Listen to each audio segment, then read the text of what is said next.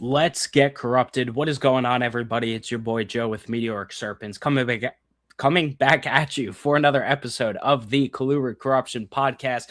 Guys, it's episode number 101. It feels like a new era crossing over the 100 mark, but in reality, it's not. I think 2026 was the start of a new era. I've been consistent, coming at you every single week, which I know in the past I've not always been the best at, but I've been on a good track since like December. So really, really excited. Good to be back here as always. I know I told you guys on last week's episode, I've had just like a hectic couple weeks. I was in Dallas last week for work. I was in Atlanta this past week. So super busy. If you guys didn't see my latest Instagram post, I got to check out the Georgia Aquarium while I was there. It was a 10-minute walk from my hotel in Atlanta. And man, what an experience. I got to see the whale shark in the giant 6.3 million gallon, I don't even know what you want to call it, a pool, I guess, sort of. I wouldn't even call it a tank, but that was amazing and impressive. And saw a bunch of other cool sharks. Go check out my latest Instagram post. But guys, thank you for being back with me. If it's your first time watching Colubrid Corruption, make sure you hit that like button on today's episode. Make sure you hit subscribe here on the channel. Set the notifications to all so you know every single time we go live. But almost always, it's Sundays at 7:30 p.m. EST. That way you always stay on top of it. You could also listen to this podcast on all the major audio podcasting platforms like Apple Podcasts, Spotify, Google Play, YouTube Music, Amazon Music, all that good stuff. Check us out on there. Give us a 5-star review. Leave a nice 5-star rating. Leave us a review. That always helps out. And share with a friend, whether it's on YouTube or the audio platforms. And yeah, guys, the support for the podcast has been amazing. I'm always tracking like the numbers and the analytics to see how things are doing. And week over week, I just see the average number of views and listens per episode just continue to tick up slowly, which is super awesome. So thank you guys for your support. If you don't already, go ahead and follow me on all the like social media platforms. Instagram is the best place to see me, reach me, and keep up with everything I'm doing. I'm always posting updates from there. It's at Meteoric Serpents pretty much everywhere you go, so check me out on those platforms. The link to our guests Instagram is also in the description below. And yeah, let's see. Guys, also, if you are looking for a good cause in the colubrid world to donate to, you should definitely check out the CCR Conservation Fund. Dr. Loafman and his students are out there in Iowa doing good work with the native species there. So definitely go check that out. It's an official 501c3 nonprofit. So definitely consider, if you have some extra dollars, throw it to a good cause. All the funds at the Colubrid Fest auction also go to this. And speaking of which, Colubrid Fest 2026, September 25th through 27th. I'm super excited as always. I'm looking forward to seeing and meeting you all there. So definitely be there. It's an amazing event. You will not regret your trip. That's for sure. So come there. I'll be vending. And yeah. Guys, if you want more out of what you see here on the podcast and from me in general, you should go to the first link in the description below. That takes you to the Meteoric Serpent / Colubrid Corruption Patreon. You get a ton of cool perks, which includes a Discord group chat for all the members, but ad-free podcast episodes, early access to episodes if I ever do pre-recordings, first dibs on any animals I produce, discounts, giveaways, and all that good stuff. Many more things. So definitely check us out there on the Patreon, and you'll get added to the Discord. So yeah. Before we get into the swing of things tonight, and I know people are traveling from Tinley. I just kind of remember that in my head now. I've been a little out of the loop with that. So everyone stay safe on the roads. I saw there were like storms and stuff. So yeah. we do have our Colubrid of the week, which that's just what I'm calling it at this point. Saw this post last week from King Snake _King. Thank you for sharing this. Some green rat snakes, locality green rat snakes. Super cool. I always like the green rat snakes. We were talking about them on the show last week. Someone mentioned them in the chat, but I think they're super cool looking. And yeah, something that's a little bit rarer in captive collections, which we're talking a whole lot about rarer captive species on tonight's episode. So I thought these would make an appropriate feature. Go follow King Snake King on Instagram, and thank you for sharing this post. Before we get our guest on here tonight, more people join the chat. What's up, people? But we have Mike Kosicki. Thank you, Mike, for being here as always. Yes, Connor does work with some cool snakes. Ryan, Morph Valley Reptiles, thanks for being here. Keller, as always, thanks for tuning in. Shane from Above All Scales, thank you for being here, Shane. But yeah, guys, and always shout out to the Patreon members. I forgot to say that before. You guys are awesome. Biggest support system I have out there. So thank you guys for your support and everyone who tunes into the lives here. But without further ado, we have our guest on here for tonight. So everyone, I'd like to introduce you to Mr. Connor Wardle from Naturalist Herps. Thanks for being here, Connor.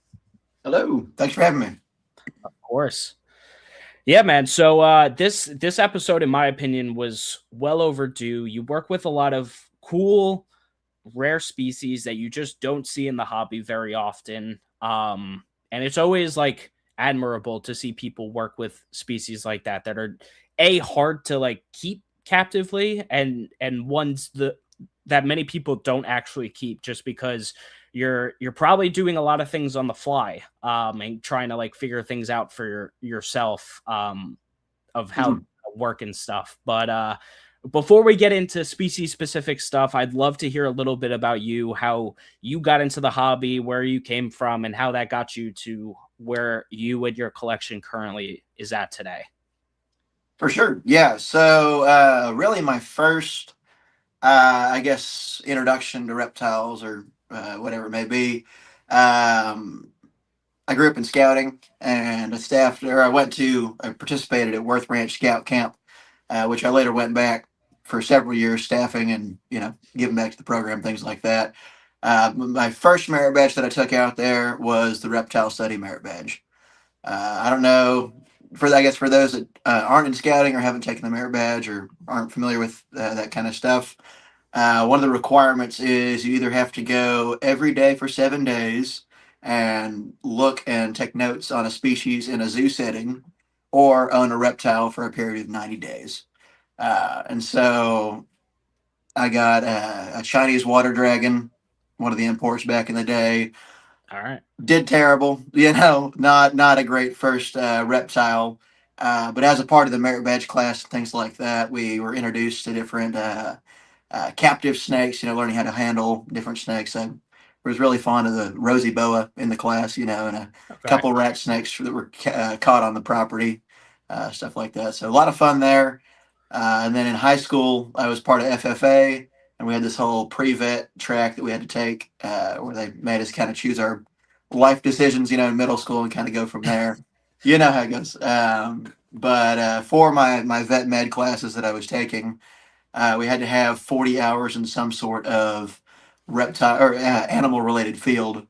And my mentor and merit badge counselor back in the day, he bred and sold snakes and had a collection of about 300 snakes, all North American, primarily locality, colubrids.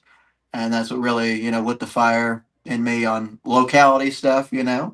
And there was a collection of almost every North American rat snake, milk snake, and king snake, with the exception of the Louisiana milk. And then there was like one or two rat snakes that we didn't have. But anyway, it was a wealth of knowledge. Still very close with him to this day. And from there, like going back to that scout camp, I staffed out there, and I caught my first coach whip in like 2016, 2015 time frame, and just kind of been ignited on the Mascophus kind of thing, and a couple Right. other genuses since, yeah. So that's kind of my origin, I guess, with that. Gotcha. And then going more specific into like the masticophis. So yeah, you caught that first one, but what made you say, oh, I need, this is like the direction I need to take my collection? And Mhm. how did you even go about acquiring those first animals? Because obviously, the whole overarching thing is you keep a lot of stuff that's not common in captivity. Like, Mhm. how did you start even acquiring these species? Yeah, so caught my first coach whip. I was on the nature staff at that scout camp at the time, and we would catch animals that were on the property that we didn't have in our collection, keep them for the month, keep them fed, things like that. It's display purposes and a little educational for the scouts, and then we would release them, back where we collected them. I know it may seem a little weird to some folks, but that's just how things work. Sure. Anyway, just the intelligence, I guess you could say, just like seeing that snake in the little display that we had set up for him. It's like one of those big aquariums. Um, it was just like unmatched, to what I had seen before. Right.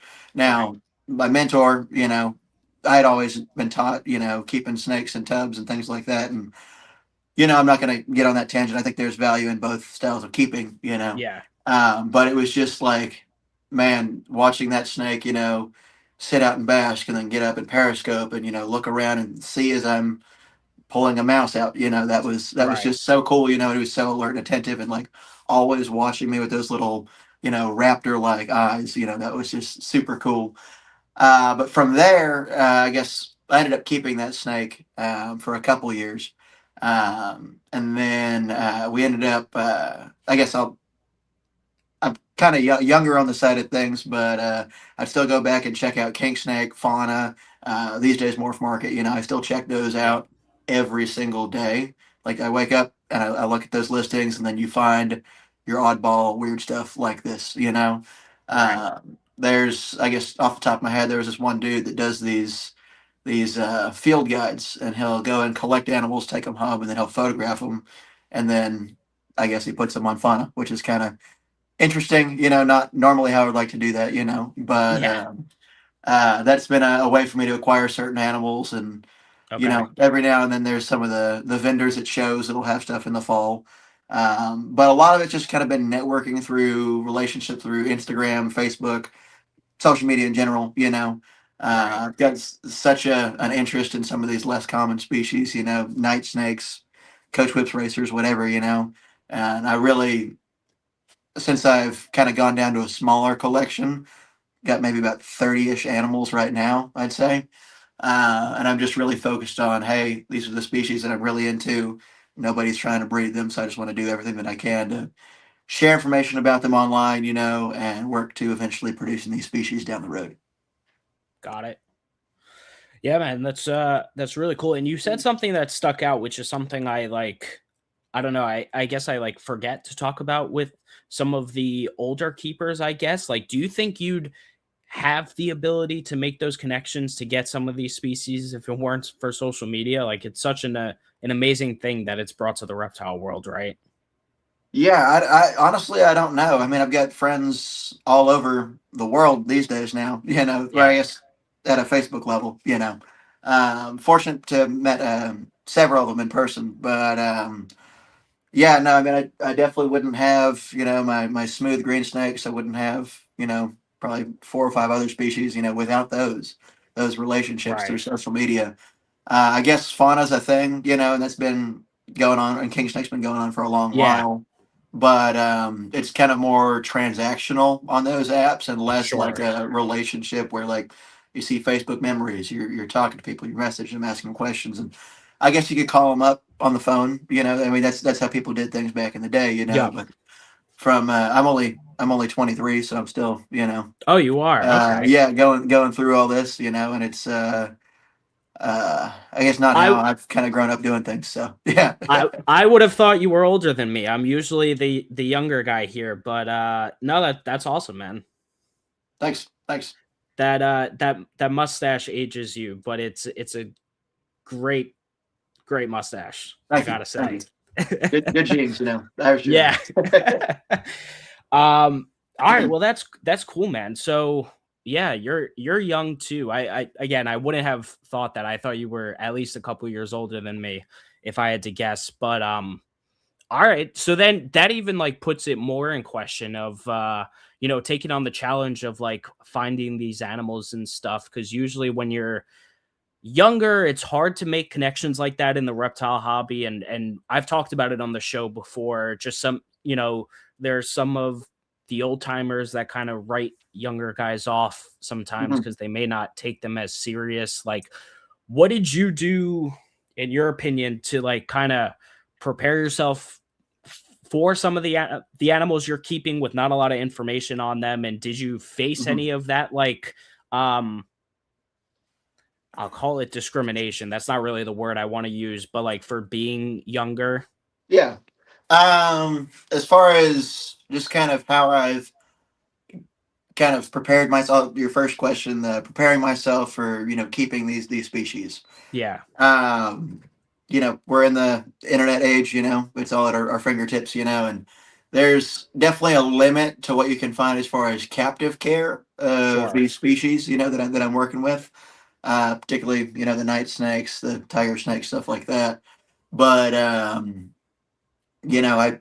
hop on INAT all the time too, just to find like um, just different uh, I guess observations where maybe, oh, this is a cool phenotype, this is a cool little locality. It's like this is a darker from like one of my night snakes is dark and he's from like a heavy like lava rock area, which is Mm, super cool. And I've got another night snake from Nevada that's like super light, almost blonde. yeah, Just this, that stuff is fun for me. Not quite morphs or whatever, but going in, seeing what I'm seeing on the observations, like, okay, these snakes tend to be more active this time of year in this setting. This is, I'm zooming into the photo. This is the kind of landscape, that some of these photos are in. So I would assume this is a similar, habitat that I can set up and replicate here. Now right. I don't really do bioactive keeping or whatever. I'm not. I don't know why I did the air quotes. I'm not hating on it or whatever. Yeah, But I'd say that I keep more like naturalistically. So it's yeah, not like cleanup crew or isopods, but it's more like a setup that makes the animal feel secure, meets their needs, but is also like picturesque, I guess, or more visually pleasing for me, the keeper, because that's what keeps me engaged. I like to see my animals um, showing some sort of natural observation that I might see in the wild, yeah, like a bear rat snake eating off a rock cut. That's super cool that I can just do that yeah, to the right of me, stuff like that. Yeah. So that's kind of how I kind of gauge things. A lot of these smaller species, especially the desert stuff, tend to be more lizard feeding because that's just what's available, and you just got to experiment with different, prey items. There's some different techniques that can be a little grosser than others. I don't know how much you want to get into that or not, but no, we sure can at some for point. sure. Not, yeah, Yeah, yeah, but just experimenting. I like the puzzle piecing, I guess, of what I'm kind of doing. There's, like I said, not a lot of stuff on paper, so just you're not reading a field guide online or a care guide online, and that's not your Bible. Figure out what works for me in my setting. And once I find something that works, I try and share the information for others. yeah, Yeah, but I guess I'll jump onto that next kind of yeah, bullying or gatekeeping or whatever question with yeah. the different Gatekeeping generations. was Yeah. gatekeeping was the right word that I was looking for. Yeah, Cool. Cool. Yeah. Um, I don't know. I try to be humble, and try and be nice, and whenever I was working with my mentor, I did a lot of like educational right. work, where we would, go to school events or birthdays or whatever, and just, that was fun for me, and that's kind of how I came at it. Now, what was very helpful with that mentor is we had excellent records of like where our animals came from, who produced them, Mm, how long we've had them, stuff like that. So literally, like there was like the bin that you'd pull out, and there would be a sticker on the bin say like, okay, this is going to be a male Baird's rat snake. There's a scientific name underneath, and then like this is who we bought it from. This is who produced it. So a lot of the Nice. networking stuff from social media, as the collection kind of got older and things like that, we need to fill in some holes. I would say, hey, I want to go friend the Zirkles on Facebook. I want to go Right. friend, Jerry Salmon, stuff like that. And then I just say, hey, I introduce myself, what I'm doing, and say, you know, I'd like to, if you're still working with the species, we would love the honor to have one of your animals in our collection again, and kind of go from there. And then just kind of maintaining and developing those friendships.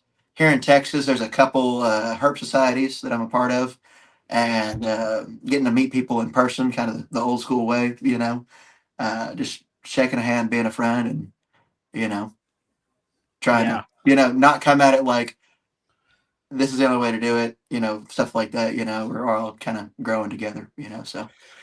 Yeah, that's really good. I actually I haven't talked about this a lot on here, but I'm going to be part of the re uh vitalization, I guess, of the Long Island Herp Society, which was like it used to be run by like Vin Russo. Cool. But other guys have like taken it over. I'm gonna be doing more of like the social media stuff. I think those are really important in like local communities. I Hmm. think could get a lot more people like just out there, knowledgeable, meeting each other community wise. So I think those are really good. So that's cool to hear you're a part of those. For sure. And I Yeah. guess this year, going and talking to folks at Colubrid Fest. I bought Yeah. my ticket and I'm going, so I'm excited for Nice. Hell yeah. that. So Awesome. yeah, Looking forward to seeing you at that. That's for sure. yeah, man. Cool. Um, Now when it comes to, we'll start kind of going on more of like the species talk now. Is it fair to say, or am I incorrect, that most of the species you keep do not make good captives, or is that kind of a misnomer on them? Or are you just doing the right things? Is more so like what I'm saying. I think it's all about what level you're willing to put in for your animals. Okay. And I'm not like trying to target, a community or Yeah. people by saying that, but I just really get a lot out of, seeing my animals out and trying to present them in different scenarios, where they have more natural, behaviors, things like that. Right. With the tough thing with the coach whips and the racers and things that people don't, or some people don't understand, or they're not willing to provide, or whatever, is primarily you got to keep them like a lizard. So large cages, ventilation, overhead lighting, light cycle, all those things. Right. UVB is beneficial as well, and it doesn't fit to the norm of like the ball python, king snake thing where you can just throw them in a tub, things Yep. like that. Now there are some species that I keep, like the rough green snakes, smooth green snakes, that just aren't they don't eat typical prey items. So they're gonna eat like crickets, inverts. They love spiders and dragonflies. Yeah. It's super cool watching that. But they don't eat rodents, or it's better to have grasshoppers versus the crickets because it's a larger prey item and there's more protein Sure. and things like that. And then hydration, that's a huge issue as well. Most of my snakes, whenever they're going in a shed, I spray them down. But for the green snakes, I never see them drinking out of a bowl. So I spray them down, light misting. If it's raining, I'll even just put their cage outside and just, Oh wow. let them enjoy that, and that's cool. And it's a good, enrichment, I guess, but it's just something that people don't think about, I guess I'd say.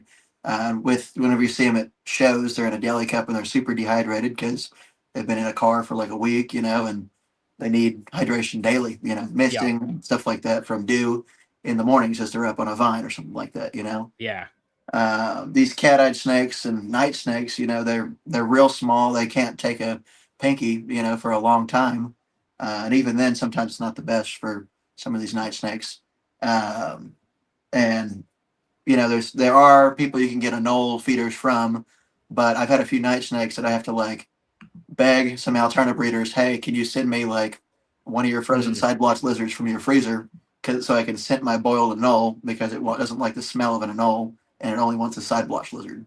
So Gotcha. yeah, just what you're willing to put in. I think the night snakes are a perfect size for the average keeper. If I can Yeah. get it to where they're a little bit more, where it's easier, for folks to be able to feed them, um, I think that could be good. I've hatched out baby Texas night snakes before, and I've got them solid on medicated or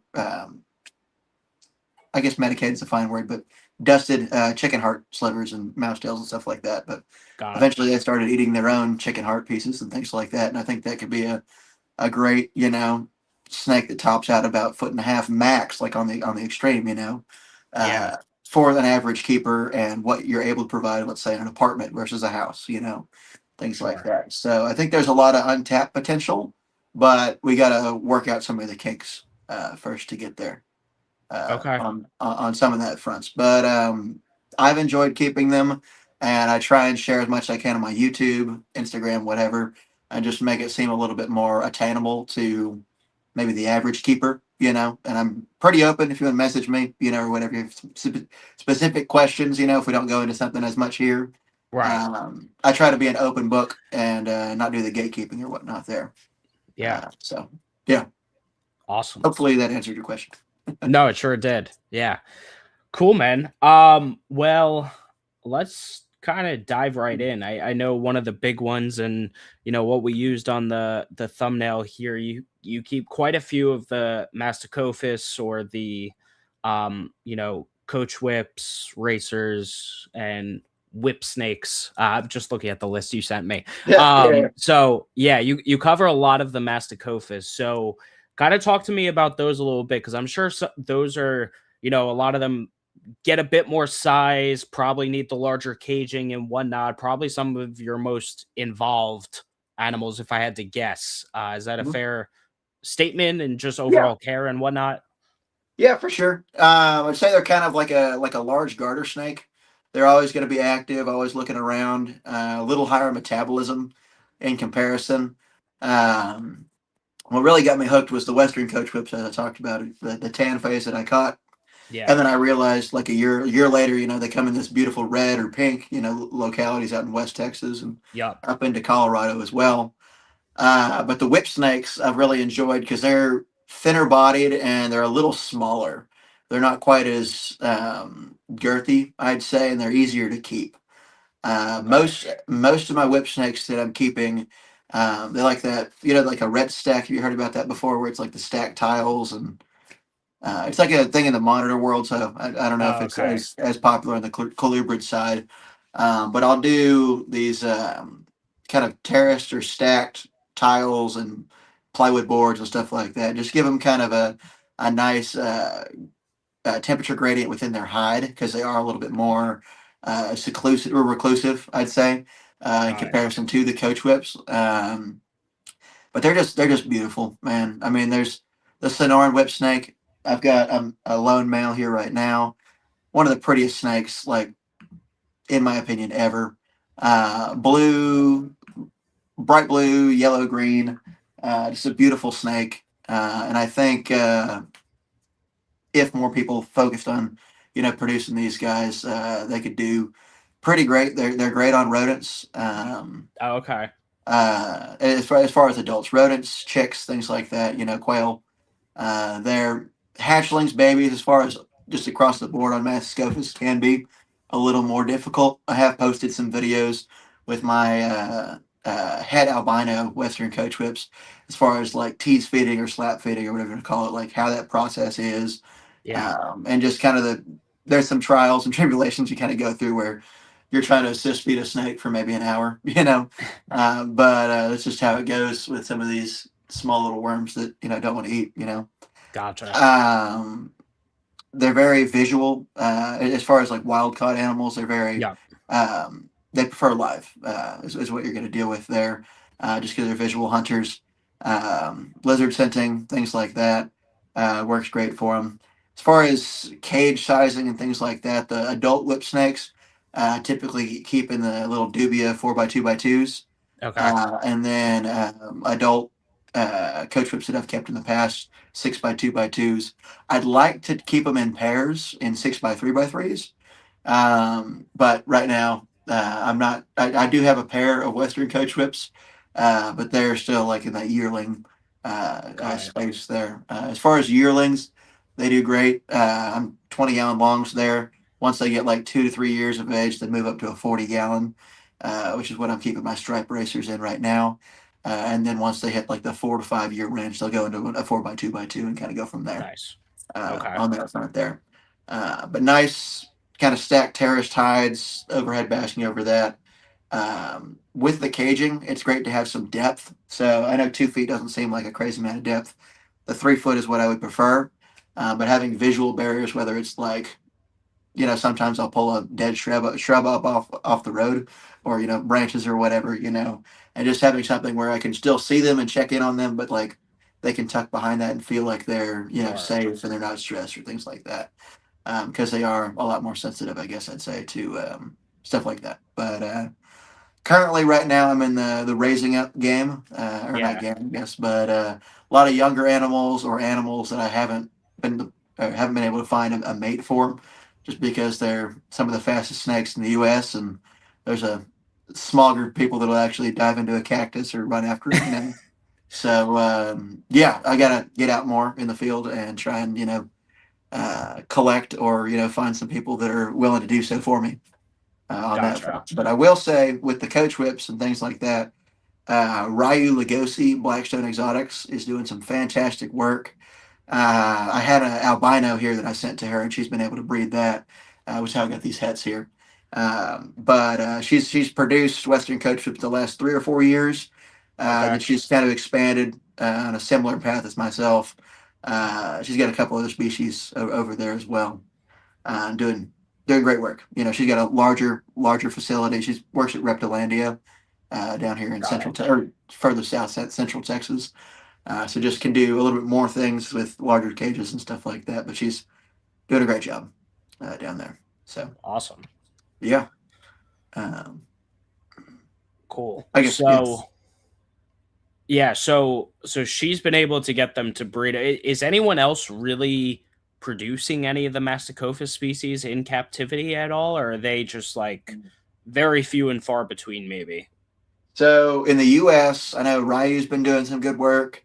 There's this gentleman named Johnny Black, Snakes Okay. Anonymous. I think he's at Yeah. Yeah. Colubrid Fest as well. He's got a lot of cool stuff. But I know he's produced them kind of off and on the last couple of years. Got it. And then surprisingly, there's I think there's like 5 or 6 dudes that I know that produce them in Europe. They're like highly sought after over there, whether it's tans, reds, or whatever, phenotype over there. But I just love seeing the passion, and more people trying to keep them and doing good work with them.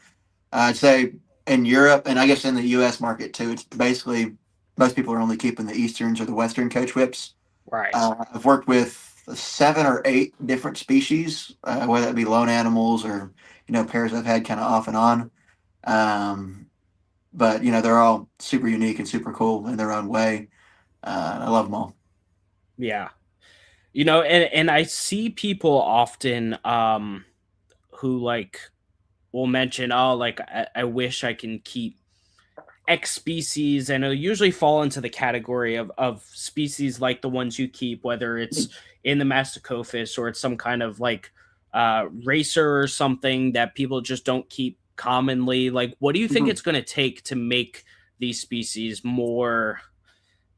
I don't know if it's more obtainable or just more palatable for a keeper, or I don't know. Are they just like kind of just in that semi like difficult range that they'll probably still always be kind of a little more exclusive and lesser worked with?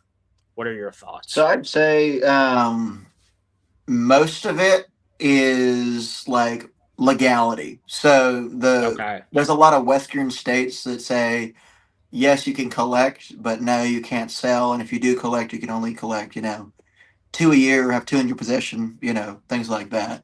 Got it. Um, I'm very cautious as far as like who I do business with, Sure. and I try and read into state laws and things like that as best as I can. Excuse me. Uh, I take a lot of pride in all my animals being legal animals. I don't want to ever get caught in the crosshairs like that. But for example, the Sonoran whip snake, they're from the Sonoran Desert, and they occupy the kind of small boot of southwestern New Mexico and Okay. southeastern Arizona. And in New Mexico, you can collect them. There's a limit. It's like I want to say like two or four or something like that. Do your own research. Don't quote me on that, please. Yeah. Know your loss. Arizona, to my knowledge, you can collect as a resident, but you're not able to, sell things like that. So Interesting. a lot of the ones that I have here are gifts and gifted to me, just because I'm like texting people and being like, "Hey, please, Yeah. help me out, if you think about me, while you're out there, and I appreciate, folks that do that, but it's up to us that have them outside of their native range to put the effort in and breed them. And Sure. that's pretty much the only way we can do that. The blue racers, same thing. They're beautiful snakes. They occupy a decent portion of the kind of northern Midwest, there are a lot of states that say, hey, you can't keep or you can't collect the fox eye. Okay. You can't collect them. No, you're not allowed to collect native state or state native herps or whatever. Now there are some states where you can collect them, you can own them in captivity. You can't breed them, but you can gift them to people out of state. So that's kind of where it comes into like, okay, I got to find someone who's going to put the effort in, or I myself have to go up there and get a fishing license or whatever it may be for that state and do this legally, Right. and for the kind of, I guess, lack of just outright interest, in the species, until somebody does something with them, captive Right. breed or whatnot, I think there's kind of a lower, um, there's not much of a draw to make people want to go and put the effort into collecting those species. Got it. Uh, yeah. So hopefully I didn't give it too much like a roundabout answer and that made sense. No, no, that was Cool. totally fair. And I often like in my head, I've lived in places where what I keep or the stuff I like isn't affected a lot by reptile laws, so Mhm. I haven't had to run into that, Yeah. fortunately for me, so uh, I guess I have a little bit of negligence on that side, but that's totally fair, so I hear you. Yeah.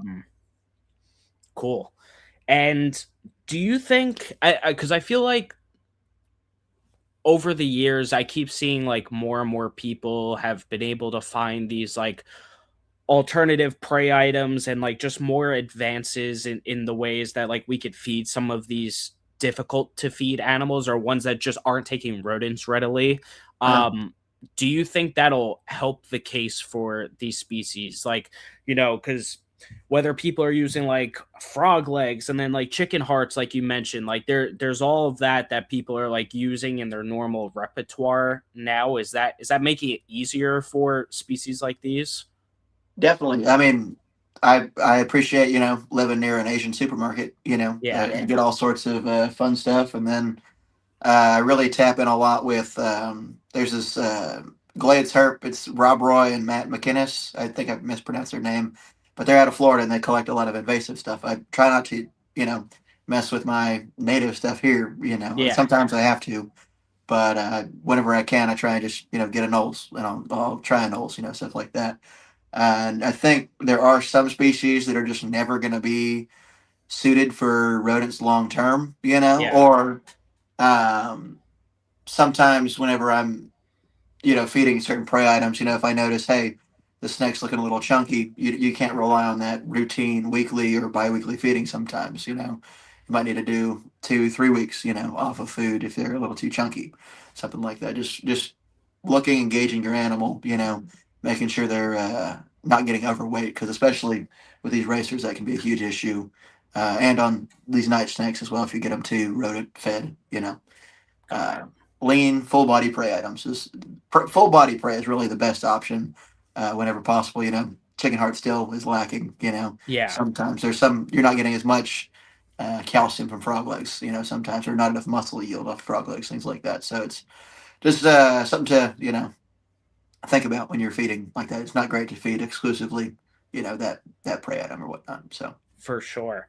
Um, I don't know if you saw this. I'm assuming you did, but someone in the Colubrid Fest group on Facebook made a post, and I'm sorry to this person, I'm forgetting your name, made a post about like breeding brown anoles and stuff, and him kind of like actually getting that down and Mhm. figuring it out, because I guess it's been semi harder to do that in captivity, but getting it on a good program, and maybe the more people that are able to do that, that'll help a lot of these like lizard feeders Right.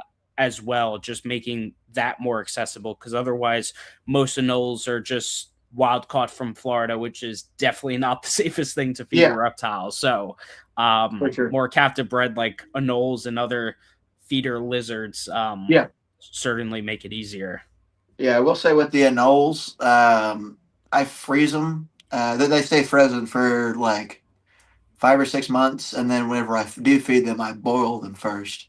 So there's hopefully, whatever might be in them is shocked out, to where it's for the most part as safe as it can be, Got it. on that front. But I think that's a Channing guest maybe or something like that. Yes.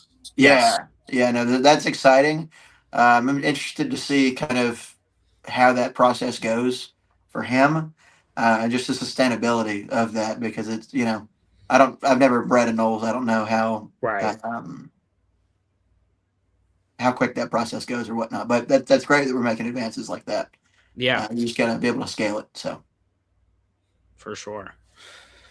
Um, cool. All right. And when it comes to keeping going back to like the Masticophis and that group that you're keeping, you mentioned like enclosure size. What about and some of the aspects of the enclosure, but what about uh temperatures, substrates, humidity, and mhm. things like that? What's your kind of overall husbandry that you're doing? Yeah. So temperatures. I'm just using these overhead basking lights. It's like I think they're the 75 watts or Okay. something like that. As far as temps, I'm going for a basking spot around like the hottest point at the basking spot. I want that to be about like high 80s, low 90s on Okay. that front there. And then with the length and distance they have, especially in the kind of vertical hides, things like that, they can get down pretty cool, like mid 70s, things like that. Gotcha. Uh, Good ventilation if we're having hot spots like that.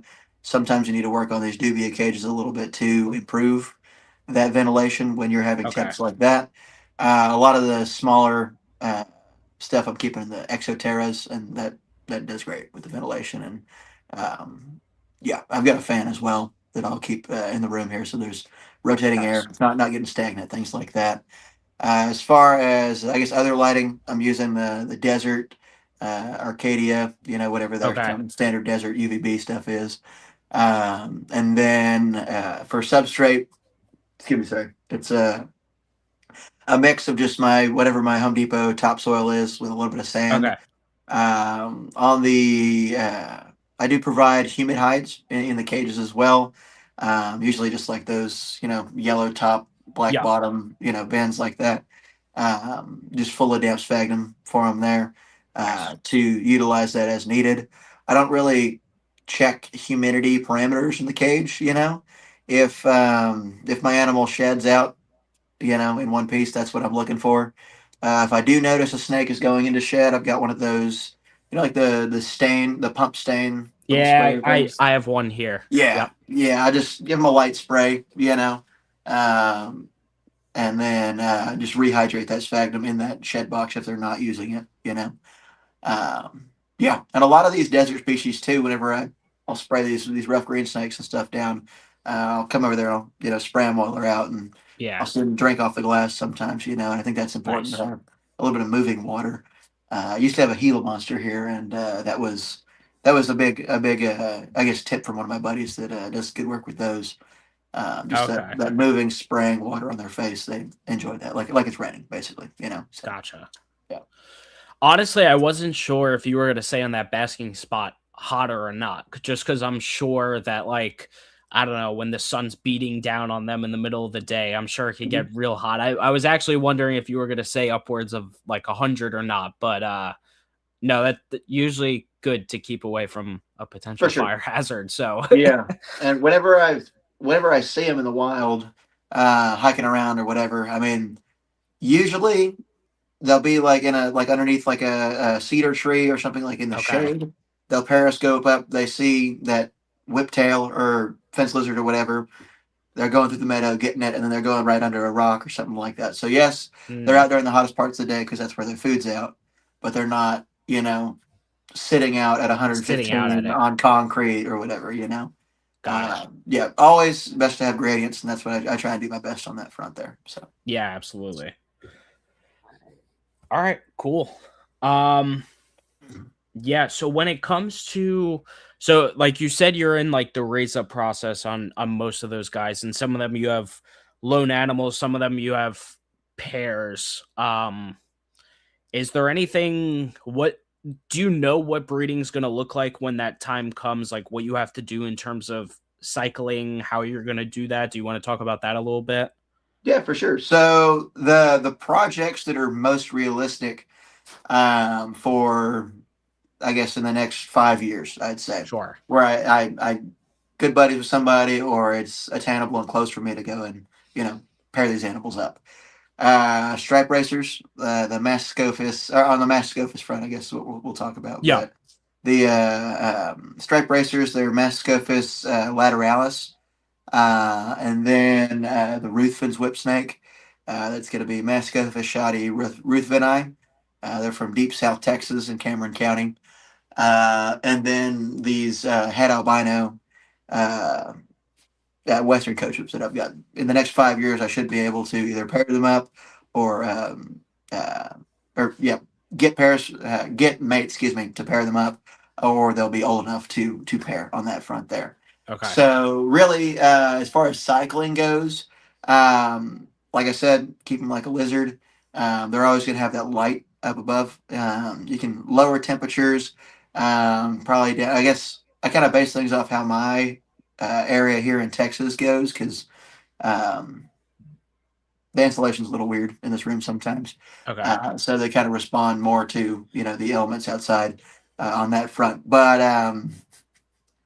anyway, lower the kind of the light cycle here with kind of what I see going on outside because as you can see there maybe not but there's a window back there. It's just blinds up Yeah. right now. Whenever I do cut off food, that's usually around just like the week before Thanksgiving is whenever I will say officially no more food unless I'm not ruminating you Yeah. in that front, but I still have that photo period diminished a little bit there. Got it. Give them 2 weeks or so to clear out their GI tract, and then they'll go into a closet and then end up in a wine cooler. After that, the cooler I try and stay around 55 to 50 degrees in that Okay. kind of general North American slot on that front there.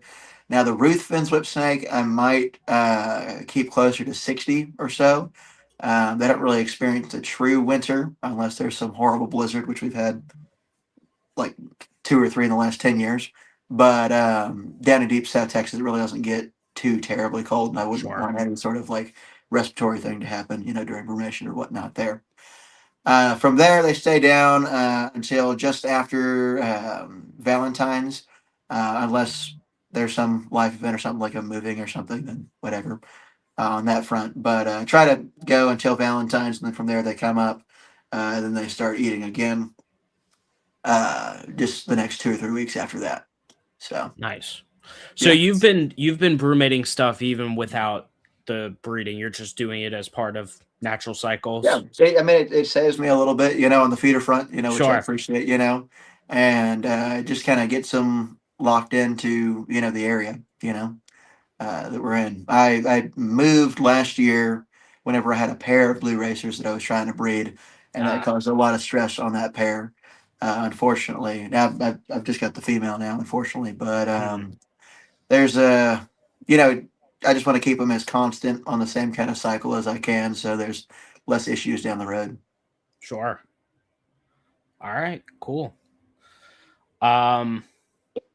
All right, I think that gives us room to move along. I know you're really enjoying your desert night snakes, so let's talk about those guys a little bit. Yeah, so the night snakes, we had one at that little educational breeder thing that I did back in my earlier days. I'm just kind of like a nostalgic species to kind of get back into once I saw a buddy of mine, Eric Lago, had some at a show here locally in the Fort Worth area. They're $30. So I'm like, why not? Give these a shot again. And I had some Anole feeders in the freezer. And just kind of went from there with the Texas night snakes. I had a decent sized group of those, and then I had also gotten into the deserts, and I had a San Diego as well. Um, but kind of on that front, I'm only keeping the deserts right now. It's been fun to social media connect with folks and stuff like that, and just some of the passion from some of the, I guess, younger than me keepers. Not we're all younger keepers, Yeah, but and I've just kind of been like, oh, you've got a little bit more, time on your hands. If you want to, try out the Texas night snakes, I'll just ship you those, and see what you can do with those, and it's been fun, kind of a little mentor, I guess, on that front there. nice. But as far as getting back to the desert night snakes, what I'm keeping and what I'm doing here with these, right now I'm trying to breed them. I've got a group of 2.1, my Okay. giant, beautiful female that I had passed in brumation, Oh unfortunately. man. She was collected as an adult, and I'm not sure how old she was. Okay. No signs of any, internal issues, anything like that. But unfortunately, our time came. But the 2.1 that I have here, I'm keeping in a 40-gallon altogether. I do monitor during feedings because they're you know tend to be more of like a reptile and amphibian specialist. Primarily in the wild, they'll eat the banded geckos, red spotted toads, cyblotch lizards, stuff like that. Uh, all these rock cuts and things like that. At least out in West Texas, whenever I've seen the Texas out there. But similar diets overall tend to be reptile specialists. So Okay. I am monitoring them as they're eating their anoles and things like that in the enclosure here. Similar substrate, topsoil and sand. It kind of works most of my species that I keep here. Same kind of thing. I've got a humid hide lay box type thing, just a deli cup instead of a bigger, tub for them because they're only about a foot long. Um, yeah, and just flat, low to the ground hides, tiles, some stones, bark pieces, things like that. But they're cool. They're great. I guess that's what I had first started, or that's what I one of the species I'd used for that educational thing. It's just kind of a nostalgia species to get back into. They kind of remind me of the twin spotted rattlesnakes. You'll see Okay. like in New Mexico and Arizona there. Really cautious to ever get into like true venomous species. So this is working for now. And I just think that they're just underappreciated. You talk to a field herper, who goes out and looks for alterna or whatnot, and they're looking for alterna, and they know it's a bad night when they see like 8 night snakes on the cut. Yeah. Like, oh, it's cool to me. I enjoy seeing that. That's one of my goals whenever I went out to West Texas a couple years ago for a birthday. Um, yeah, I don't know. I just think they're underappreciated, and Yeah. seeing what I can do with them. I have hatched out from a gravid female some Texas night snakes. Oh, nice. We kind of talked about a little earlier, and that was a super quick incubation period. I gotta look back in my notes, but I think it was like 45 days or so Oh for wow. incubation on them, and they're like these really long, skinny eggs, Mm. like the diameter of like a number two pencil and like inch and a half long or so. So it was really really strange, Hmm. but they're cool. I like them, and I'm not really having much difficulty with them outside of having to feed them the anole anoles there. This is Right. the first time that I've had like a solid group that I've brumated, done like the full yearly cycling on. So I'd really like to, have the opportunity to produce these, but if not, they're here and they're still cool. So yeah. Nice. Very cool. Um, and I can't help but talk about honestly, this is probably like visually at the very least, probably my favorite of the species you keep are the tiger snakes. Yeah. Um, just super neat looking. I see you got them feeding on pinkies now. So let's talk about those guys. Tell a little bit about them. They're out of we were talking about it before, but they're not North American snakes, so a little bit different Mhm. compared to what you're used to. So yeah, let's talk about those guys. I'm gonna pull up a picture while we're talking about them. For sure. Yeah. So kind of stumbled across this species. I've got such an interest in the northern cat-eyed snake, which occurs here in central and south Texas. Lepidoptera annulatus or something like that adjacent. But obviously, I can't keep those for legal reasons, and I've kind of been down this rabbit hole of convergent evolution, looking at similar species here in the U.S. And what their European or African counterparts are, and this really fit the bill for me on that front. Now that I had something in my head, it was tough to you know, source and find the species. There's this gentleman named Dennis Cedros. I believe he's either in North Africa or Europe. I don't know exactly what part of the world he's in, but I stumbled across one of his videos of one of his adults. He's got a decent sized group now, and I think he's planning to do his first pairing this year, which is Mm, exciting. But kind of pulled his ear and talked to him for a long while about this species. Would it make sense to have given my room conditions and things like that? And decided this was a species that I could keep. He introduced me to a gentleman that produces these. They have like 18 to 20 egg clutches oh on wow. average, and they can reliably double clutch each year. So anyway, that was a win for me, because I want to get these animals here, but I also want to do something with them, Yeah. ideally, so more people can enjoy them.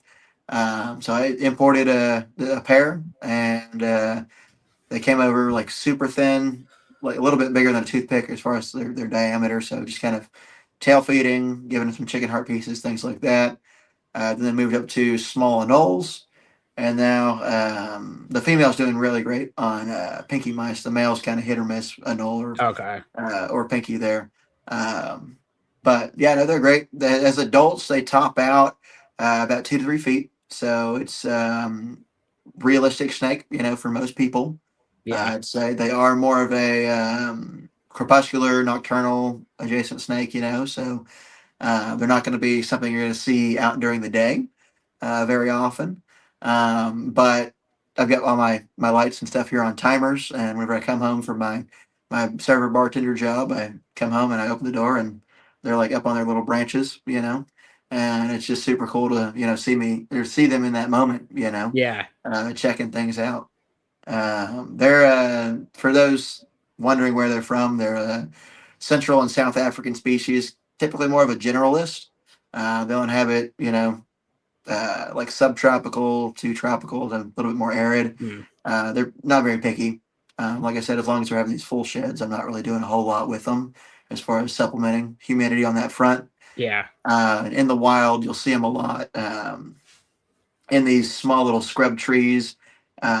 In like they'll peel them out under the bark, or they'll be like at the base of those trees in like this like um, kind of chaparral adjacent shrubbery or grasses and things. And there's also a lot of reports of them in the like the thatching of the huts and like the grass rooftop things. I'm totally I Okay. don't know I don't know what those are called, but the more traditional homes Yeah. in that area, which I think is it's cool, to me at least. Maybe not to the people living there, but you know, I don't mind. So it's cool. But yeah, no, I'm excited. I'm planning to import more this year. I'd like to. I've been talking to a couple friends about bringing in a larger group and having them work with some, having me work with some. Nice. Right now, I only know of two people producing. One person in Europe, which I mentioned before, and then there is somebody in South Africa producing them as well. But Okay. importing from Africa is typically, at least from what I've heard, I've never personally done it, but I've heard that's a lot more expensive because they don't have like a ham or a Houghton to where everybody's Right. cutting the cost of the export, or shipping there. You got to do a big bulk export that can be, thousands of dollars. Unfortunately, but it's easier to get them from Europe. So that's what I'm doing for right now. Gotcha. Yeah, that's interesting. I just had someone on from South Africa a Yeah, couple yeah. weeks ago. And it was interesting what he was saying just about the different cost of things because he says like the animals themselves are just way cheaper there, but I can assume like you're saying just the exporting probably a little more difficult than Europe. Yeah, for sure. Yeah. Cool. But it is cool at least that someone is working with and producing these animals. I feel like they have good potential, For especially sure. if they're eating like rodents and stuff and they seem to be doing well for you, so like that's like a really great sign. Granted, Yeah. you do a really good job at like your care and what you're doing for the animals, but like, when something takes when it's something you're like unsure of, Hmm. so to speak, like it's a great confidence boost. Right, for sure. I could say personally, like I recently got those Japanese forest rats, and like I was really nervous that like the room wasn't cold enough, or like I don't know, just that they'd like overstress or something because Eupriphyiophis can be a little more sensitive. But when that male took that meal right away, I was like, okay, I'm good. Yeah, And it certainly feels good when something a little more on the rarer side is like starts doing well for you pretty for soon. sure. Yeah, and these I've been told that they used to come in pretty regularly through export or imports, excuse me, like back in the early '80s, things like that. I had a lot of old timers, I guess, whenever I first posted it. Not trying to offend any old timers listening Yeah. here, but some of them kind of came out of the woodwork that I hadn't talked to in a number of years, and they're like, "Oh my gosh, you got those? I haven't seen those since I was 15 or something like that. Back in the newspapers and things, which is cool." And there was one dude here in the U.S. producing them, but it just kind of fizzled out, I guess, whether it be Yeah. lack of interest or whatnot. So we'll see how we go with these, but I love them and they'll be around. Yeah, it's so interesting to see and hear how those like cycles work like that, cuz like there are so many species, man, where people are like, "Oh, we used to see those all the time. They were the most common thing and now you don't see them at all." And it's just like, well, that sucks and that's unfortunate, but like now there's Mhm. someone like you who could, kind of take up that new spot in the US of producing those species. So when I see people who are putting in the work like that, like I Mhm. really commend them because to kind of like revive a species like that and possibly jumpstart them back into the hobby, I think is super important. And the more people that get into the hobby per year as they do, people Mhm. are always going to be looking for new things. For sure. So, Yeah, yeah, man. that's really cool. Um, let's see here. And let's talk about the green snakes a little bit. Because those are ones that, and we talked about them briefly, but like those are ones you usually see at reptile shows sitting on death's door and Yeah. importer slash flippers deli cup. So Mhm. I'd love to hear what you're doing with those guys in Yeah, for captivity. sure. So I actually got back into these rough green snakes because originally a mutual friend that lives over in London wanted them. And he messaged me because I had posted a couple that I found out in the wild. Mm, One of not my spot, but a nice herping location that most people know sure. around here. But anyway, yeah. So I picked up. It was at the NARBC Fall Expo, like I guess a year and a half ago, or whatnot. And then yeah, they were just on the table for $30 or something like that, like thirty Yeah. bucks each. I bought all the ones on the table, and then I bought some cool. They had some ribbon snakes that had like the blue cheeks. I don't know if you've Okay. seen those or not, but real pretty. Picked those up for a friend and sent those out to him.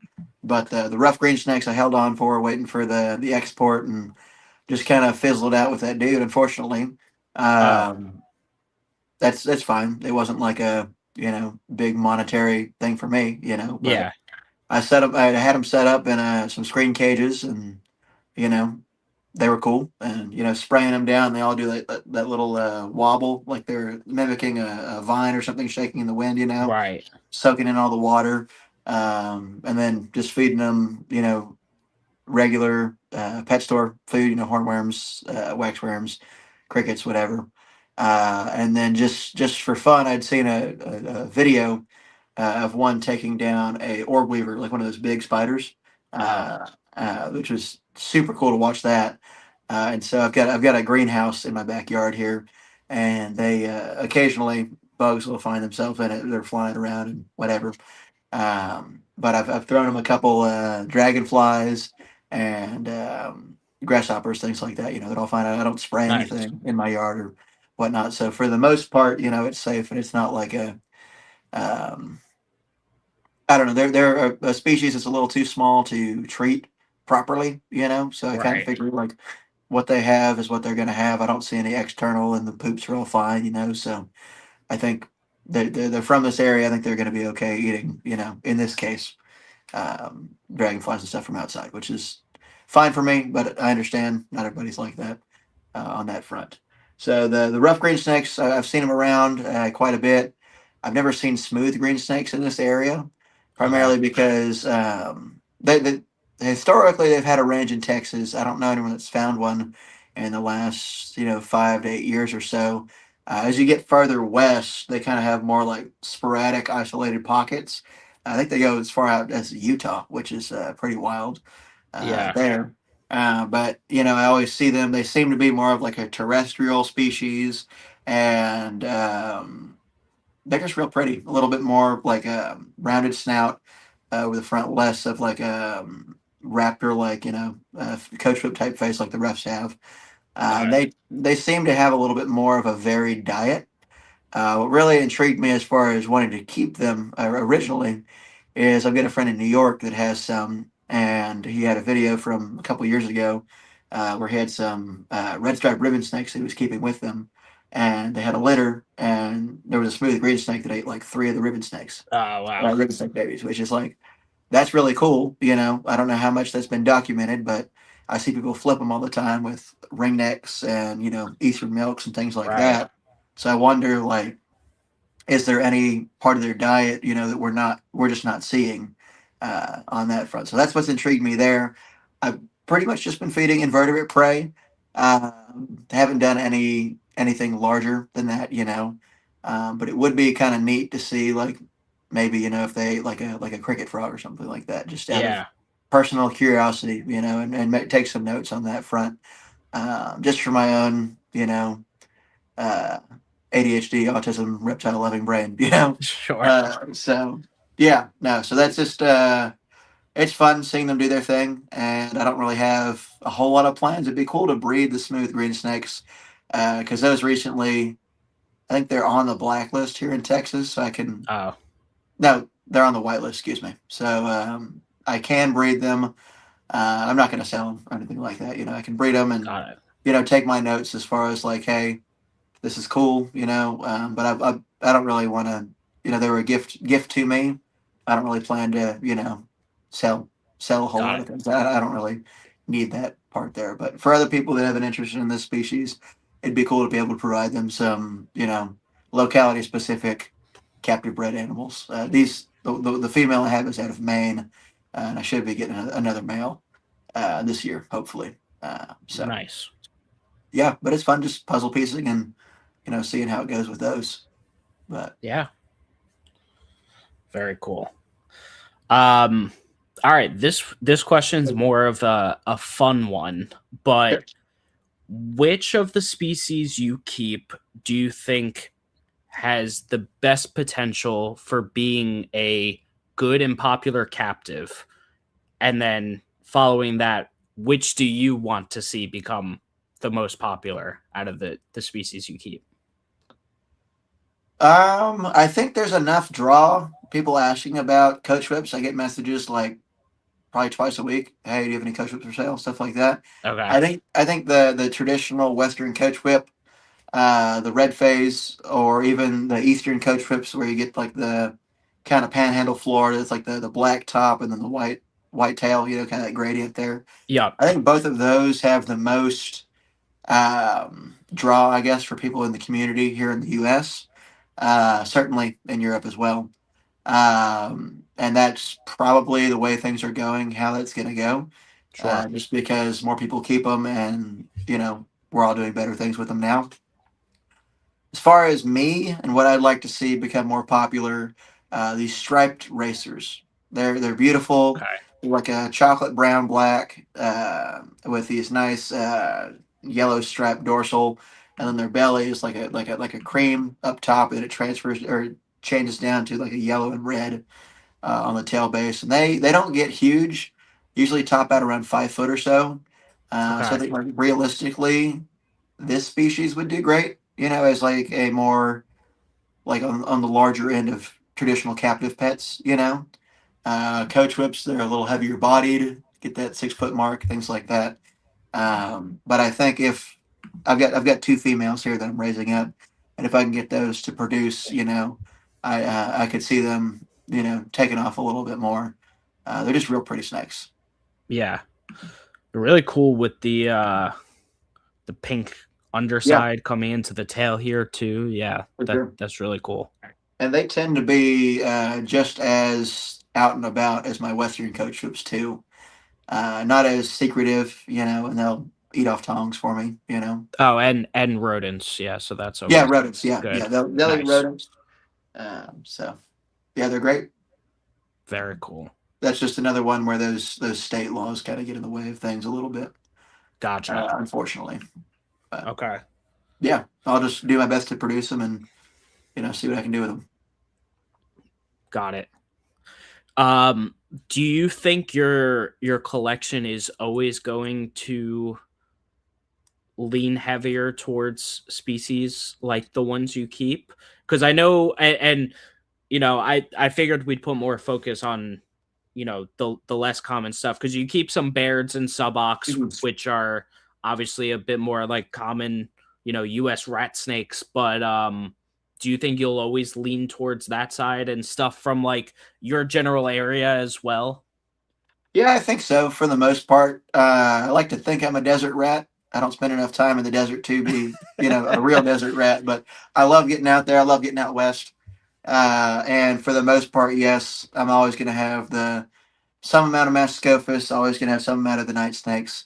I am getting more into Barrett's rat snakes again. This is Nice. another nostalgic species. I was going after the vivid line animals because that's what I grew up, or what I was first breeding with my mentor. Kind of, step outside to a couple of localities now. But I do want to add the Baja rats and green rats at some point. So that Colubrid of the week was a cool little Yeah. uh, addition there. But yeah, so You also you're forgetting a rat snake, a really cool one. the Texas rat snake is great. I'd say they like, I don't know, they kept in the wild on that front. I mean, they're just all over the place here. I could see doing some sort of like locality group, especially There we are were just talking some, earlier. yeah. Good.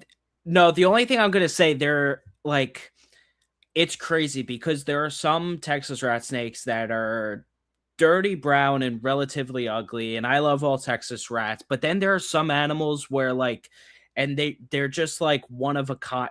All of them, in my opinion, are kind of one of a kind. You really never get two that are exactly alike. But Right. some of these wild ones and locality animals I've seen with some of the colors they get, I'm just like, where's that color coming from? They're just not your average and are better Yeah. than half the animals that are being bred in captivity are these Yeah. wild animals I'm seeing, which is insane. So of course I'm partial to them, but I'll get off my No, they're great. And soapbox. there's a lot of untapped potential as far as, like red, stronger red animals, stronger yellow Yeah. animals or whatnot. And, nobody's really putting in the work. Is that like a genetic thing, or is that just how it's happening? So there's a lot of untapped potential there, and I appreciate somebody putting in the work because Yeah.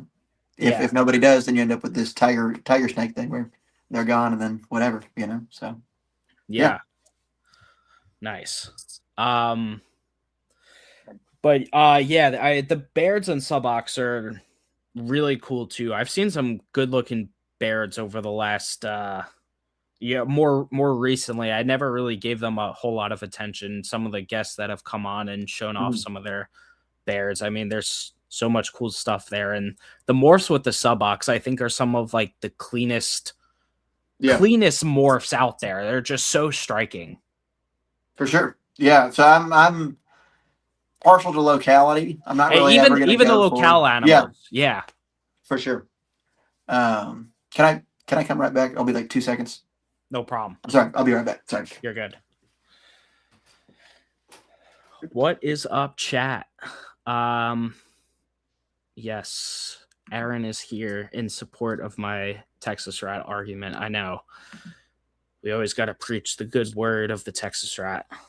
Thank you for tuning in, everyone who's here. As always, I appreciate you.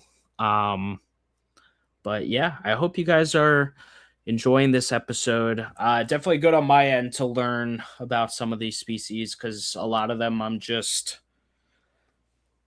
honestly ignorant to. So I always enjoy learning about stuff I don't know.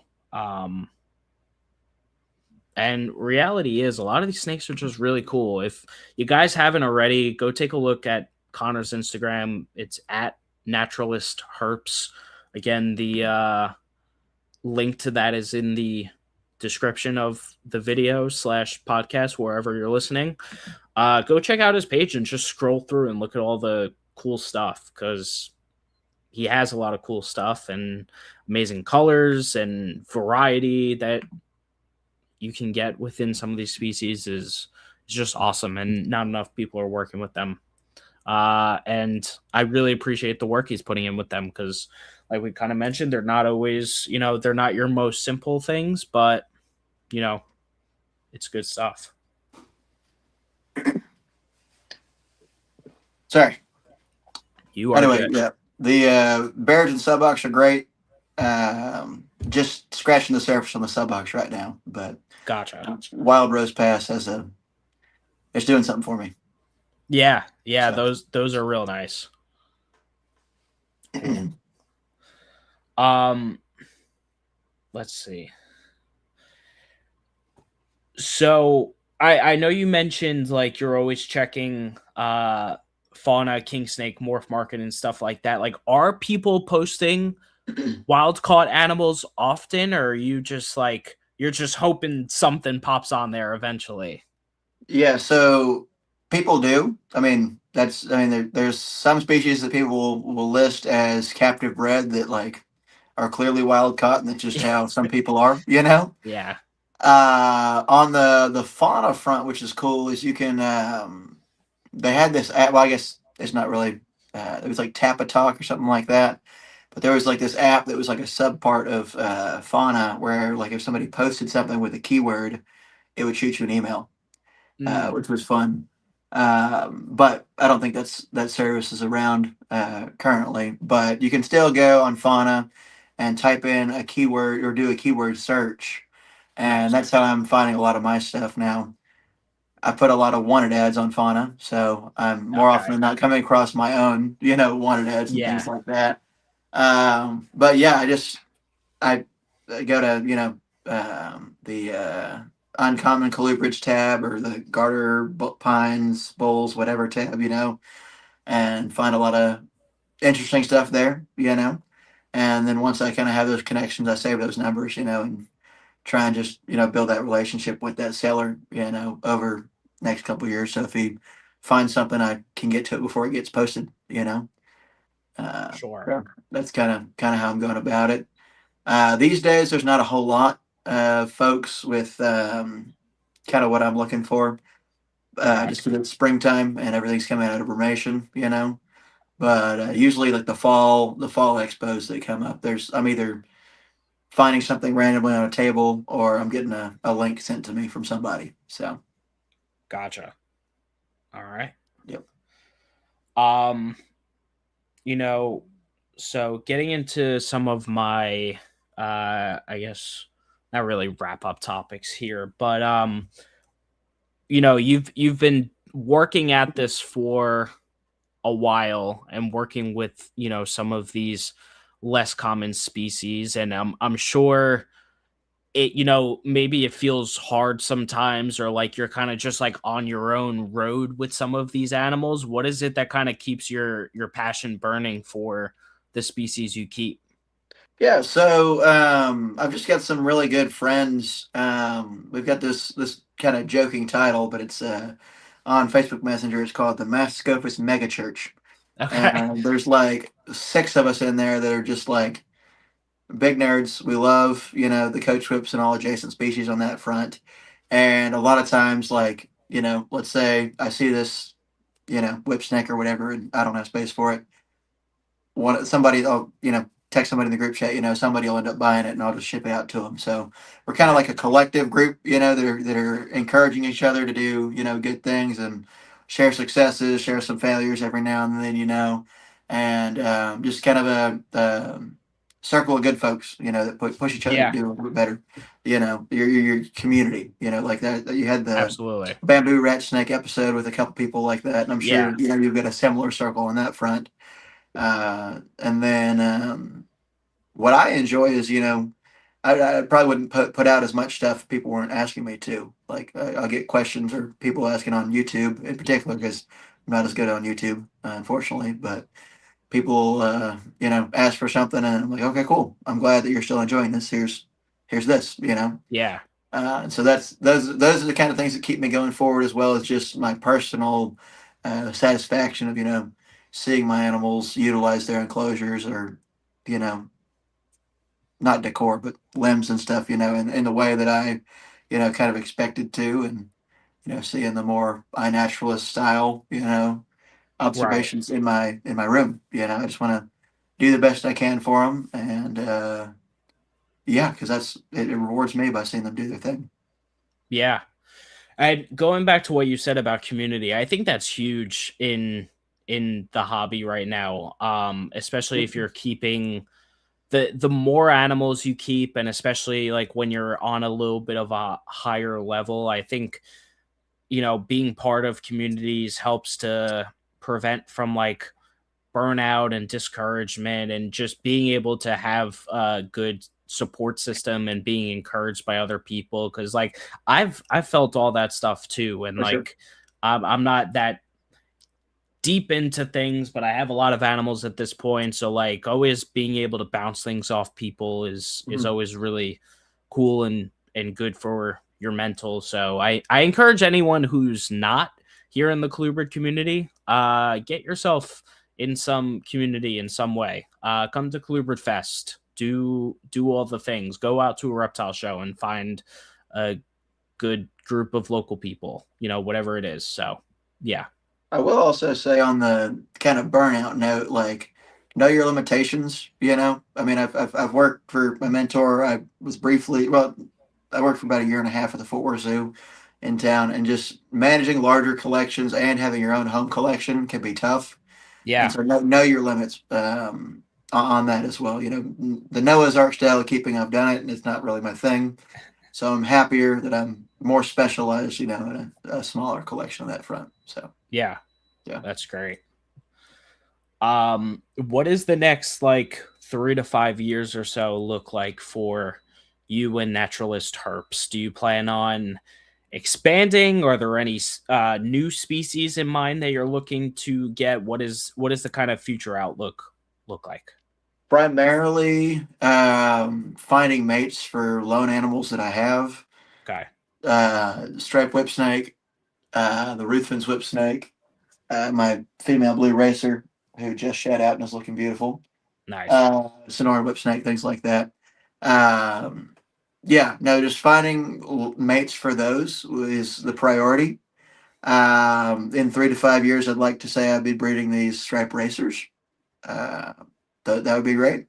Yeah. Having some success with the night snakes would be cool. Even though that's not like a huge focus, it's just a cool little fun thing that I'm doing with them. Yeah. And then, yeah, I mean, for the most part, that's it. Just finalizing that up.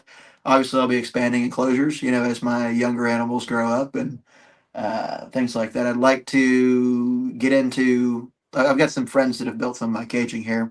Maybe kind of learn more from them on that front, so that I can kind of do things a little bit more cost effective on my end. Nice. And then I guess I'm tiptoeing back into lizards.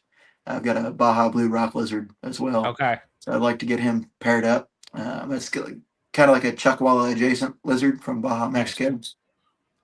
Yeah, so that's primarily the goals, pair things up and or get pairs, and Yeah. yeah. So yeah, hope Very wish it cool. was more exciting, but yeah, no, I don't want to get too crazy here, just kind of No, do my thing. listen, So that's totally cool. I yeah. love it. Um, let's see.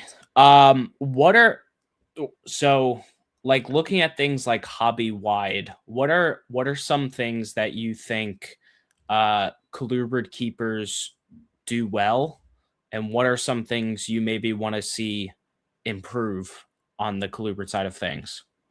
Yeah. Um, I guess some improvement. There's a lot of not like I don't know how to say it in a way that's like not like overly critical, but there's a lot of like me. I try and say, hey, I'm evolving every day, changing how I'm Yep. doing things here, and I'm learning every day, each and every day. It's a new day, and you're open to growth and new experiences. I think there's in some of the more mainstream colubrids and things like that. There's a little bit more like cut and dry. This is how it has to be. If you're not doing it like this, then what are you doing? I'd like to Sure. have a little bit more experimenting. And like the same way that I would keep a Texas red snake here may not be the same. I mean, it might be similar to the way you keep a Texas red snake Right. there. But there's different temperature, barometric pressure things, and just different personal preferences as far as like how we Yep. run our house. I wish people would kind of experiment a little bit more and be less uh, what's the word, care guide driven. Yeah. Yeah. I am noticing a little bit less these days of gatekeeping, but there are some folks that still, are kind of hard to approach. Yeah. In our community here, I think things like Colubrid Fest, or where you're actually seeing people in person. Right. I think that's helping. With that there, especially some of the little bit of the older crowd. Uh, Things that I think are doing great. I think that podcasts, Yeah. yourself, CCR, THP, all those guys, Yep. they're all doing great things, and we're just being people, and sharing Yeah. our wealth of knowledge, and I think that's great. I'm seeing I don't know where I'm going with that, but it's cool. I think that's great, and I think it's a great upward trend. That as a hobby, it's going to be more beneficial to us. Here's more community, whether it's in person or this right here. I For think that's sure. that's great for us. Yeah. And speaking of Colubrid Fest, because this year is your first time going, right? We haven't missed each Yeah. other. Yeah, okay. So what are you personally looking forward to in terms of that show based on what you've heard from the last 2 years? I'm really interested to see. I guess I should look back into the developments on things, but if it's already posted, I just got to read it. But the guest lectures and speaking, Yeah, I'm excited to soak in what I can, there. yeah, Kind of strengthen some relationships that I've made through Facebook. There's a Select Snakes, Christian Diedrich. yeah. Uh, Super cool dude. I've worked with him a couple times. Nice. Uh, Great dude. Happy to reconnect with him while we're up there.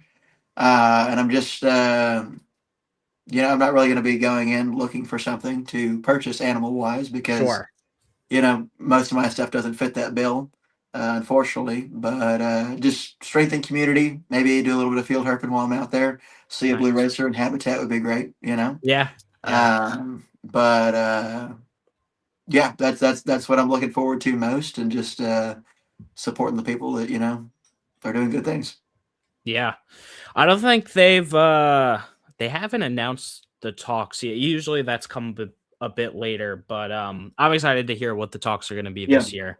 I've been on the stage the last 2 years, but now I get to watch from afar. yeah. So yeah, that'll be cool. And dude, even the show, even if it's not stuff you're looking for, Yeah, for sure. Yeah, yeah. I think you'll just be impressed. This is what I've said to everyone, just the variety and the species you see on the table, like you'll Hmm. just never get that at any other reptile show anywhere in the country. For sure. In terms of colubrid species variety, doesn't Yeah, happen. So yeah. No, it's exciting, and I definitely have to uh, firm handshake for Mr. Montrose as well, because yeah. he helped me out in my earlier years Oh back in yeah. there. So he's a good dude. Yes, he is. Yeah. Yeah. Um, cool. And really my last question here for you is kind of going more specific to what you keep, but like really just like give me your elevator pitch for I'll go on these guys, but really like why Masticophis? Why should people be interested and want to keep these snakes? Well, if you I don't know, if you just enjoy having a nice, active, intelligent snake, that's a little bit out of the norm. If you're able to provide, suitable housing, I think they're going to use every inch of the enclosure you give them. They're going to be um, just watching you like a bird the whole time. If you're into that kind of thing that just displays so well, they're so pretty. And there's like within the genus, there's like 13 different species or something like that. So Yeah. a little bit of something for everybody. Um, the colors are insane. The phenotypes within each species, there's so much variation that we just haven't tapped into, yet, because we're just getting into it, as far as the captive side.